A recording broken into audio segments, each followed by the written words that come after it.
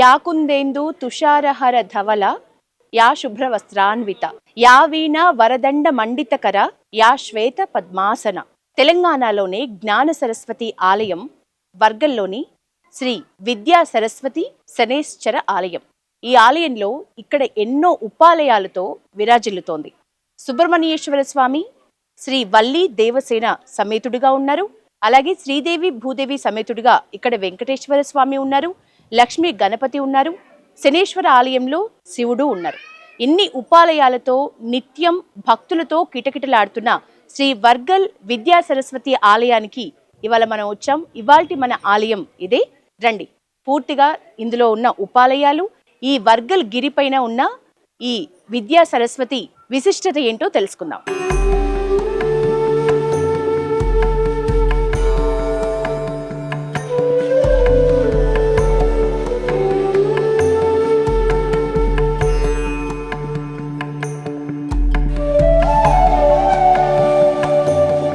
విద్యాధరి క్షేత్రంలోని గర్భ ఆలయంలో ఉన్న సరస్వతి అమ్మవారిని దర్శించుకోవాలంటే ఈ వర్గల్ గిరి, ఈ కొండ ఏదైతే ఉందో చిన్నపాటి కొండ, సుమారు ఒక 100 మెట్లు ఉంటాయి. ఆ మెట్లన్నీ ఎక్కి ఇక్కడికి రావాలి. ఇక్కడే ఈ మెట్ల మార్గం ద్వారానే అమ్మవారి ప్రధాన ఆలయానికి, గర్భగుడికి చేరే మార్గం ఇదే.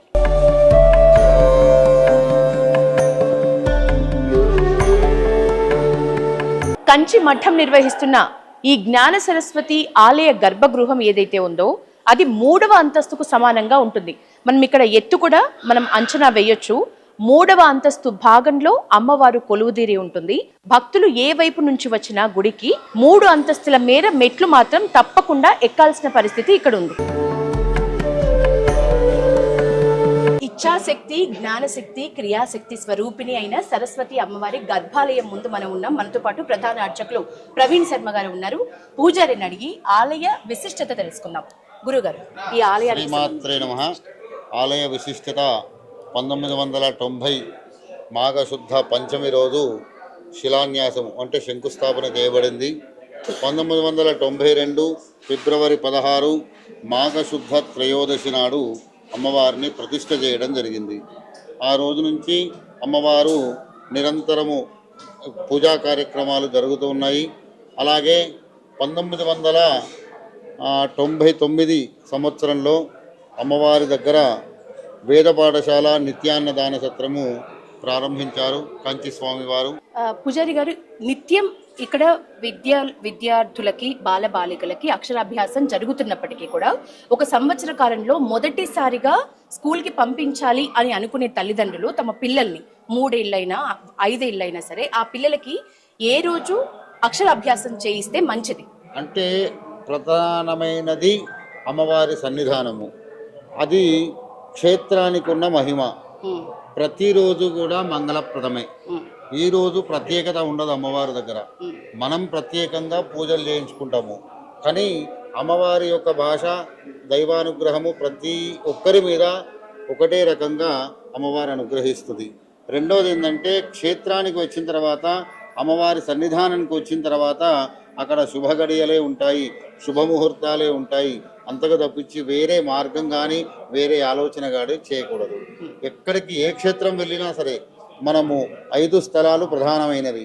మన ఇంట్లో దేవాలయం ఏదైతే మన ఇంట్లో గుడి అంటే స్థాపితం చేసుకుంటామో, ఇంట్లో దేవుని అర్ర అనుకో, లేకపోతే ఏదైనా దేవుని పటం, అక్కడ ఒకటి. రెండవది సముద్ర తీరము, రెండవది నదీ తీరము, మూడవది, నాలుగవది అరణ్యము, నైమిషారణ్యం అంటాం కదా, అటువంటి అరణ్యంలో కానీ క్షేత్రంలో కానీ ఇటువంటి చోట్ల అసలు అశుభము అంటే వేరే నెగిటివ్ టైం అనేది ఉండదు. ఎల్లవేళలా అక్కడ పాజిటివే ఉంటుంది, ఎల్లవేళలా అక్కడ శుభమే కలుగుతుంది. మనము క్షేత్రానికి వచ్చినాము అంటే మనకు ఏదైతే అమ్మవారు అనుగ్రహిస్తుందో, మన పిల్లలకు ఏది కావాలో అక్కడ వచ్చి చేయించుకోవడం ప్రధానము. భారతదేశంలోనే సరస్వతి ఆలయాలు చాలా అరుదు. అలాంటిది తెలంగాణలో సుమారు 2 ఉన్నాయి. అత్యంత ప్రాముఖ్యత కలిగినవి బాసర, తర్వాత ఈ అమ్మవారి ఆలయం. ఈ ఆలయానికి సంబంధించి ఎందుకింత ప్రాముఖ్యత, దినదిన అభివృద్ధి జరిగింది అని మీ అభిప్రాయం ప్రకారం? ఇది అంటే నేను వచ్చి 30 సంవత్సరాలు అవుతుంది. అమ్మవారి సేవలో మనకు అవకాశం ఇచ్చింది అమ్మవారు. నేను వచ్చినప్పుడు చాలామంది రావడానికి కొద్దిగా అసౌకర్యమైన వాతావరణం ఉంటుండే. ఇప్పుడు మనకు సౌకర్యాలు ఎక్కువైనాయి. రెండవది ఏంటంటే ప్రచారం కూడా చాలా తగిన విధంగా, అంటే వచ్చిన వాళ్ళు మాత్రమే మిగతా వాళ్ళకు ఎవరైతే మంచిగా అనిపించిందో వాళ్ళు ఇంకో వాళ్ళ దరి ఎవరైతే ఉంటారో వాళ్ళకు చెప్పడము. అంతేకాకుండా మా ఈ కమిటీ వాళ్ళు కానీ మనకు తెలిసిన వాళ్ళు కానీ ఈ ఉంటాయి కదా ఫోన్ల ద్వారా కొన్ని పరికరాల ద్వారా ఎటువంటి మీడియా వాళ్ళు మిత్రులు కూడా ఈ మధ్యలో చాలామంది వస్తున్నారు. వారు కూడా ప్రోత్సహిస్తున్నారు. చాలా సంతోషము. ఒక్కటి మన దగ్గర చాలా విశేషమైనటువంటిది ఏంటి అంటే ఇక్కడికి వచ్చిన తర్వాత ఎవరైతే ఖచ్చితమైన అనుగ్రహం కావాలని కోరుకొని వస్తారో వారికి అమ్మవారు ఇళ్ళవేళలా వెంబడి ఉంటుంది. రెండవది ఏంటంటే అమ్మవారు ఏది కోరితే అది ఇవ్వదు. ఇక్కడ ఒక నిజమైన అంటే నేను అనుభవించి చెప్తున్నాను. ఏంటంటే అమ్మవారు మనకేది కావాలో ఆమె డిసైడ్ చేస్తుంది. మనం కోరింది అక్కడ ఇవ్వదు. మనకేది క్షేమమో ఏది మనకు మంచిదో అదే ఇస్తుంది. నా అనుభవపూర్వకంగా చెప్తున్నాను. శనేశ్వర ఆలయం అలాగే సరస్వతి ఆలయం రెండు ఉన్నప్పటికీ ప్రధాన దేవత ఎవరంటారు ఈ వర్గల్ గిరికి? ప్రధాన దేవత అమ్మవారు, తర్వాత శనీశ్వరుడు. శనీశ్వరుడు అంటే చాలా మందికి ఒక రకమైన అపోహ, భయము. అది అసలు లేదు, ఉండకూడదు. శనీశ్వరుడు అంటే నిదానంగా నడిచేవాడు. ఆయా అనుగ్రహం చేత మనం కూడా ఆలోచించి నిదానమైన నిర్ణయాలు తీసుకొని సరైన నిర్ణయాలు తీసుకుంటే మనకు అటువంటి టెన్షన్ ఉండదు జీవితంలో. ఆయనకు మనము నమస్కారం చేసుకొని కోరుకోవలసింది ఒకటే, మనము ఏదైతే పని చేస్తున్నామో సంకల్పించుకున్నామో ఎటువంటి విఘ్నాలు లేకుండా ముందుకు వెళ్ళాలని స్వామివారిని కోరుకోవడము. రెండోది ఏంటంటే ఎవరైనా సరే మనము దేవుణ్ణి మనము నమ్ముతున్నామో మనం చేసే పని కూడా అంత మనము ప్రేమించి దాన్ని పనిచేయాలి. అనేది నా యొక్క అభిప్రాయం. జాతక దోషాలు ఉన్న వాళ్ళకి ఇక్కడి శనేశ్వర ఆలయం ప్రధాన ఆలయంగా విరాజిల్లుతోంది. దాని గురించి చాలా మంది అనుభవించారు. ఆ స్వామివారి యొక్క అనుగ్రహాన్ని పొంది చాలా మంది అనుభూతి పొందారు. ఇక్కడికి వచ్చిన వాళ్ళకు చెప్తున్నా కదా, ఆ స్వామివారి యొక్క అనుగ్రహము, అమ్మవారి యొక్క అనుగ్రహము, వాళ్ళు అంటే ఒక ఆర్తితోని వస్తే ఇక్కడికి వాళ్ళకు వేరే ఉండదు. అమ్మవారి అనుగ్రహం వెంబడే వెళ్ళిపోతుంది. కాబట్టి మనము సరైన నిర్ణయం తీసుకునేది మనము. అమ్మవారి దగ్గరకు వచ్చిన తర్వాత మనం ఏది కోరాలో, అమ్మవారు ఏది ఇవ్వాలో అది ఆ ఇద్దరికే తెలుస్తుంది. రెండోది ఏంటంటే మనము ఏదైతే సంకల్పించుకున్నామో అమ్మవారి దగ్గరికి వస్తే న్యాయంగా ఉంటే అది వెంబడే జరుగుతుంది. అది నా అనుభవపూర్వకంగా చెప్తున్నాను. అమ్మవారికి మూల నక్షత్రం రోజున విశేష పూజలు అన్నారు. దానికి సంబంధించి ఆ తేదీ వివరాలు. అమ్మవారి నక్షత్రము మూలా నక్షత్రం నాడు అమ్మవారికి విశేషమైనటువంటి కార్యక్రమాలు. ఆ రోజు అంటే మనకు ఎట్లా ఉంటుంది అంటే ఇంట్లో పండుగ ఉంటే పెద్దవాళ్ళు ఎలాగా ఉత్సాహంగా ఉంటారో, వాళ్ళ పిల్లలకి ఏ రకమైన ఉత్సాహాన్ని కల్పిస్తారో అమ్మవారు కూడా అంతే. ఆ ఉత్సవం రోజు అమ్మవారు చాలా విశేషంగా అమ్మవారు అనుగ్రహిస్తుందనే ఒక నానుడి. అందుకనే మనం ఉత్సవాలలో దర్శనాలకు వెళ్తాము. అంటే ఎంత కష్టపడినా సరే, ఎంత మనము వ్యయ ప్రయాసాలైనా సరే కొంత దూరం వెళ్ళి మనము అంటే ఎంత కష్టం ఉన్నా సరే ఆ ఉత్సవం నాడు అమ్మవారిని దర్శనం చేసుకోవాలి అనే సంకల్పం ఏదైతే ఉందో అది ప్రధాన కారణం ఏంటంటే అమ్మవారు ఉత్సవం రోజు ఉత్సాహంగా ఉంటుంది. ఎంతమంది వచ్చినా కూడా ఆ అనుగ్రహాన్ని పంచుతూ ఉంటుంది. కాబట్టి ఆ ఉత్సవము చాలా విశేషమైనటువంటిది. మూలా నక్షత్రం నాడు ప్రధానంగా ఇక్కడ చండీ హోమము చాలా విశేషము. 27వ తారీఖు అంటే ప్రతి నెల ఉంటుంది. 28 నక్షత్రాలు మనకు. 28 నక్షత్రాల తర్వాత మళ్ళీ మూలా నక్షత్రము అంటే 13 వస్తాయి ఒక సంవత్సరానికి. 13 నక్షత్రాలు వస్తాయి. చివరి ప్రశ్న పూజారి గారు, ఒక సంవత్సర కాలంలో ఈ అమ్మవారికి ప్రధానంగా జరిపే పూజా విశేషం ఏంటి? అది ఏ మాసంలో జరుపుతారు? అంటే ఆశ్వీజ మాసము అమ్మవారికి చాలా ప్రీతికరమైనది. ఆ రోజు అంటే ఆశ్వీజ శుద్ధ పాఠ్యము నుంచి నవమి వరకు చాలా చాలా విశేషంగా కార్యక్రమాలు జరుగుతాయి. అమ్మవారికి రోజు అభిషేకము, చండీ హోమము, తర్వాత లక్ష పుష్పార్చన, అమ్మవారికి ప్రీతికరమైన చతుషష్ఠి పూజ 64 ఉపచారాలతో అమ్మవారికి అభిషేకం, ఉపచార అర్చన కార్యక్రమాలు చాలా విశేషంగా జరుగుతాయి. ఆశ్వీజ మాసము అమ్మవారికి ప్రీతికరమైన మాసము. దాంట్లో సరస్వతి అమ్మవారికి మాఘమాసం విశేషము. అంటే మనము త్రిమూర్తులను ఇక్కడ స్థాపించుకున్నాం కాబట్టి ఒక్క రూపంలో ముగ్గురిని చూస్తాము, ముగ్గురిని ఒక్క రూపంలో చూస్తాము. కాబట్టి ఆశ్వీజ మాసము ప్రధానమే, మాఘమాసము ప్రధానమే. కాబట్టి 2 మాసాలు అమ్మవారికి ప్రీతికరమైన మాసాలు. ధన్యవాదాలు పూజారి గారు, చాలా చక్కగా వివరించారు. ఇది మొత్తానికి మూలా నక్షత్రం త్వరలో రాబోతోంది 27వ తారీఖు. ఆ రోజు గనక అమ్మవారిని ఇక్కడ దర్శించుకుంటే మనం కోరుకున్న కోరికలు నెరవేరుతాయి. అమ్మవారి అనుగ్రహం భక్తులపై తప్పకుండా ఉంటుంది అని పూజారి గారు చెప్తున్నారు. వర్గల్కొండపై శ్రీ విద్యా సరస్వతి అమ్మవారితో పాటు శనేశ్వరుడికి కూడా ఆలయం ఉంది. ఇది కూడా 1992 కాలం నాటి నుంచి ఉంది. ఇక్కడ ముఖ్యంగా జాతక దోషాలు ఉన్నవాళ్ళు, శని దోషాలు ఉన్నవాళ్ళు ఈ స్వామివారికి నిత్యం పూజాధికాలు చేస్తూ ఉంటారు.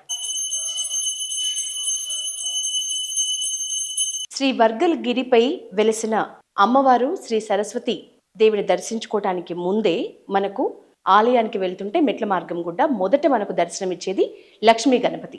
ఈ లక్ష్మీ గణపతికి చాలా విశిష్టత ఉంది. ఎందుకంటే భారతదేశంలోనే వినాయకుడి విగ్రహాల్లో తొండం కుడివైపున ఉన్న విగ్రహాలు చాలా అరుదు. అందులో ప్రసిద్ధమైనదిగా చెప్పుకుంటారు వర్గల్ గిరిపై వెలిసిన ఈ లక్ష్మీ గణపతి స్వామిని. ఈయన తొండం కుడివైపు ఉండటం వల్ల అనుగ్రహ ప్రాప్తి భక్తులకి ఎక్కువగా ఉంటుందని భక్తుల నమ్మకం. అందుకని నిత్యం అమ్మవారి గర్భాలయానికి వెళ్లే భక్తులందరూ మొదట లక్ష్మీ గణపతిని దర్శించుకున్న అనంతరమే విద్యా సరస్వతి అమ్మవారిని దర్శించుకోవటానికి వెళ్తూ ఉంటారు.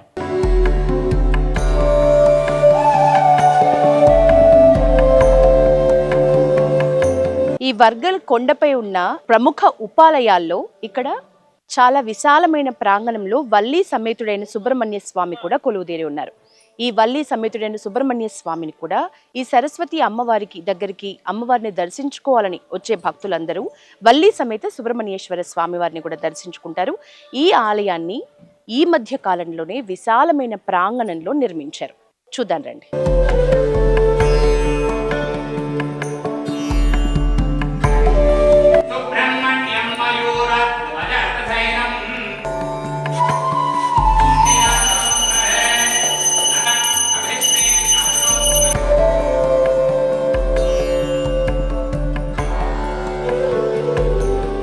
మనతో పాటు ఆలయ ప్రధాన పూజారి గారు వంశీకృష్ణ గారు ఉన్నారు. ఈ దేవాలయ వల్లి సమేత దేవసేన సమేత శ్రీ సుబ్రహ్మణ్యేశ్వర స్వామి ఆలయ ప్రతిష్టాపన గురించి అడిగి తెలుసుకుందాం. నమస్తే పూజారి గారు. ఈ ఆలయ ప్రతిష్టాపన గురించి 2021లో దేవాలయం ప్రతిష్టాపన గావించడం జరిగింది. యాయవరం చంద్రశేఖర శర్మ గారు దీని యొక్క అధ్యక్షులు. వారు 1992లో అమ్మవారి దేవాలయం ప్రతిష్ట చేసుకుని దినదిన అభివృద్ధిగా చేస్తూ ఈ యొక్క దేవాలయం పురోగతికి సాధకులయ్యారు. దేవాలయం అభివృద్ధికి కూడా మెయిన్గా తోడ్పడిన వారు యాయవరం చంద్రశేఖర శర్మ గారు. ఈ ఆలయంలో ప్రధానంగా జరిగే ఉత్సవాలు కానీ ప్రధాన పూజా విశేషాలు కానీ ప్రతినిత్యము స్వామివారికి అభిషేక సేవ ఉంటుంది. మరియు మాసోత్సవం అని నెలకి స్వామివారి యొక్క కృత్తికా నక్షత్రం రోజున స్వామివారికి విశేషమైన అభిషేకం మరియు లక్ష పుష్పార్చన మరియు భస్మార్చన చేయటం స్వామివారికి విశేషమైన కైంకర్యాలు చేస్తూ ఉంటారు. మరియు సంవత్సరంలో వచ్చే సుబ్రహ్మణ్య షష్ఠి రోజున కూడా విశేషంగా అభిషేకము మరియు స్వామివారి దగ్గర కళ్యాణోత్సవం లాంటివి జరుపుతూ ఉంటారు. పూజారి గారు, ఇక్కడి వేద పాఠశాల గురించి. వేద పాఠశాల 1999లో చిన్నగా వేద పాఠశాల ఆరంభం గావించుకోవడం జరిగింది. అక్కడి నుంచి దినదిన అభివృద్ధిగా ఇప్పటి వరకు దాదాపుగా ఒక 400 మంది విద్యార్థులకు స్మార్తము పూర్తి అయ్యి మన హైదరాబాదులో వివిధ దేవాలయాలలో మరియు పౌరోహిత కార్యక్రమాల్లో పిల్లలు ఉత్తీర్ణులై పౌరోహితాన్ని ముందుకు తీసుకెళ్తున్నారు. మన సనాతన ధర్మానికి ఎక్కువగా తోడ్పడే విద్యార్థులు మనవాళ్లే. 400 మంది, సుమారు ప్రస్తుతం 400 మంది వరకు విద్యార్థులు ఉన్నారు అంటున్నారా? నేర్చుకొని వెళ్ళారు, బయట ఉత్తీర్ణులై వెళ్ళారు. ఇప్పుడు ప్రస్తుతానికి ఉన్న వాళ్ళు 80 మంది ఉన్నారు. 80 మంది ఉన్నారు. అన్ని వయసు గల వాళ్ళు, అన్ని వయసు 13 నుంచి 17 లోపు, అంటే 5 సంవత్సరాల వ్యవధి ఇది మనం నేర్చుకునే సమయం. సో 13 నుంచి 17, 18 వరకు పిల్లలు ఉంటారు. మిగతా ఆలయాలతో పోలిస్తే వర్గల్లోని సరస్వతి ఆలయంలో ప్రముఖమైన విశేషం ఏంటంటే ఇక్కడ వేద పాఠశాల ఉండటం. ఈ వేద పాఠశాలలో సుమారు 100 మంది విద్యార్థులు వేద పాఠాలని నేర్చుకుంటున్నారు. ఆ విద్యార్థుల కోసం ఇక్కడ ఇది కంచి కామకోటి వారి ఆధ్వర్యంలో, కంచి కామకోటి పీఠం వారి ఆధ్వర్యంలో ఏర్పాటు చేసిన వేద పాఠశాల 1999 నుంచి ఇక్కడ ఈ వేద పాఠశాల కొనసాగుతూ ఉంది. ఎంతో మంది వేద విద్యార్థులు, వేద విద్యను నేర్చుకోవాలనుకునే వాళ్ళు, బాలబాలికలు ఇక్కడికి వచ్చి ఆ వేద విద్యను నేర్చుకుంటున్నారు. ఆ వేద విద్య నేర్చుకునే వాళ్ళ కోసం పోషకులు ఎవరైనా వారి విద్య కోసం హెల్ప్ చేయాలనుకునే వాళ్ళు, వారి విద్య, వారి ఆహారము, వారి ఉండే వసతి కోసం దానం చేయాలనుకునే వాళ్ళు, దాతల కోసం ప్రత్యేకమైన బోర్డుని ఏర్పాటు చేశారు. దాని మీద పూర్తి వివరాలు ఉన్నాయి. ముఖ్యంగా కుక్షౌ తిష్ట తియస్యానం వేదాభ్యాసేన జీర్యతే కులం తారయతే తేషాం దశాపూర్వం దశాపరం.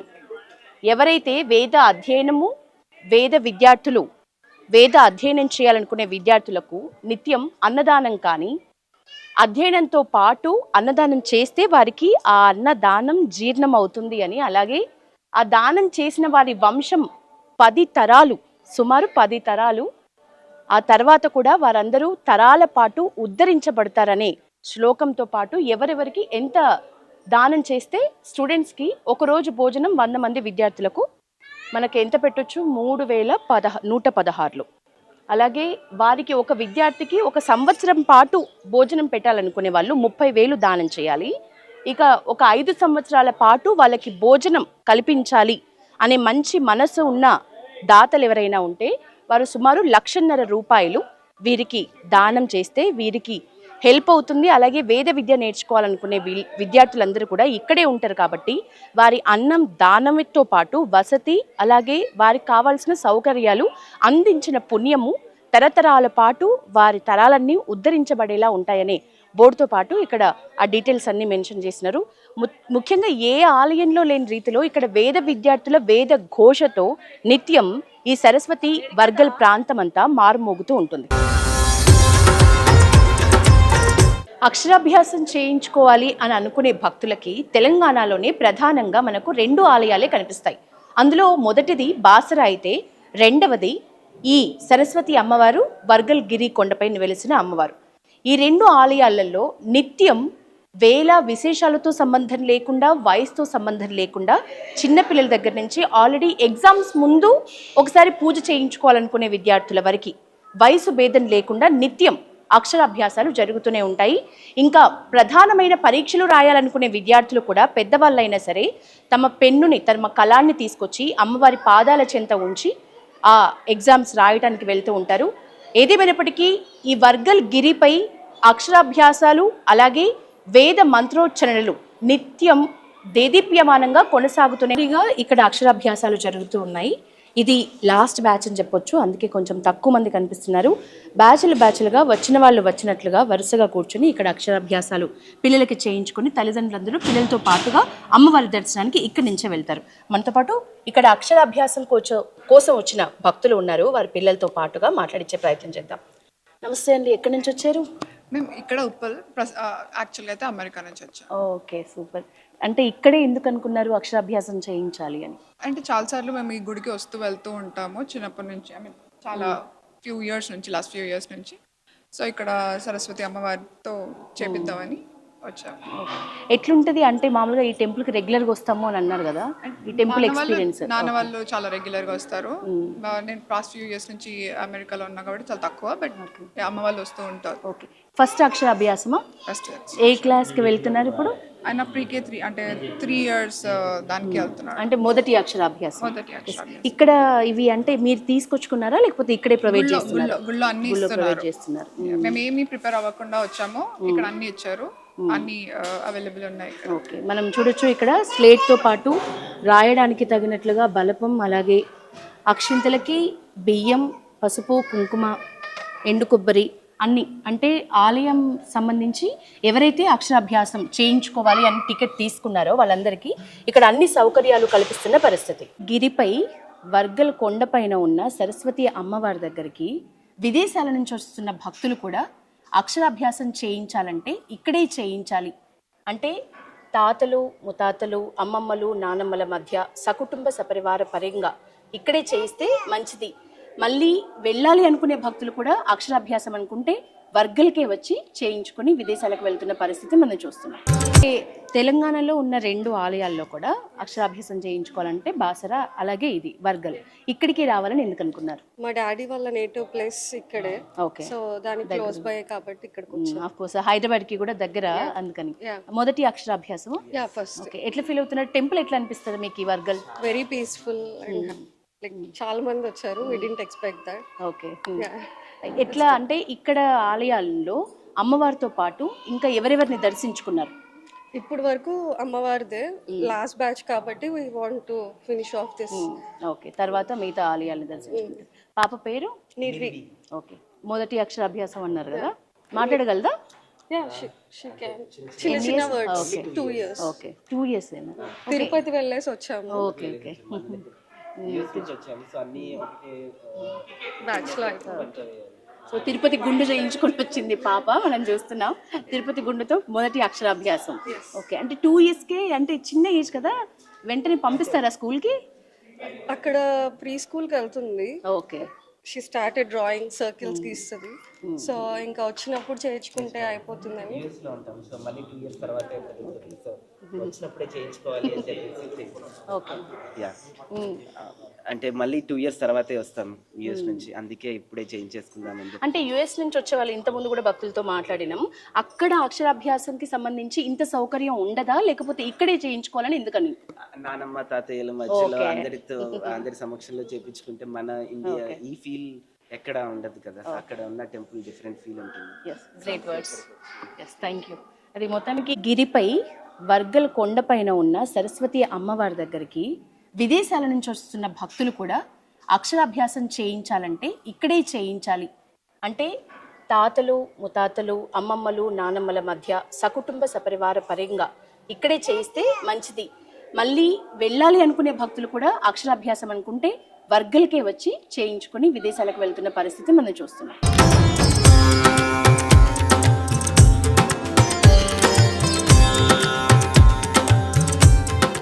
విద్యాధరి, జ్ఞానాన్ని ప్రసాదించే సరస్వతి అమ్మవారి గర్భ ఆలయానికి కుడివైపున మనకు శ్రీదేవి భూదేవి సమేత శ్రీ కళ్యాణ వెంకటేశ్వర స్వామి ఆలయం కూడా కనిపిస్తూ ఉంటుంది. ఈ ఆలయ ప్రతిష్టాపన కూడా ఈ మధ్య కాలంలోనే జరిగింది. అంతేకాకుండా ఇక్కడికి వచ్చే భక్తులందరూ వెంకటేశ్వర స్వామిని, దేవేరులను కూడా దర్శించుకుని వెళ్తూ ఉంటారు. ఆలయంలో అర్చకులు నిత్యం పూజాధికారులు నిర్వహిస్తూ ఉంటారు. కార్తీక మాసంలో దీపాలు పెట్టాలనుకునే వాళ్ళకు మాత్రం ఈ ఆలయమే ఇక్కడ ప్రధానంగా చెప్పొచ్చు. ఎందుకంటే కళ్యాణ వెంకటేశ్వర స్వామి ఆలయం చుట్టూ ప్రాంగణం అంతా విశాలంగా ఉండటం వల్ల కార్తీక దీపాలు పెట్టే భక్తులకు అనువుగా ఉంటుంది. కాబట్టి ఈ ప్రదేశంలోనే, ఈ ఆలయం చుట్టుపక్కలనే కళ్యాణ వెంకటేశ్వరుని ఆలయం ప్రాంగణంలో పచ్చిక బయళ్ళ దగ్గరే కార్తీక దీపాలు నిత్యం భక్తులు ప్రతి సంవత్సరం కూడా వెలిగిస్తూ ఉంటారు.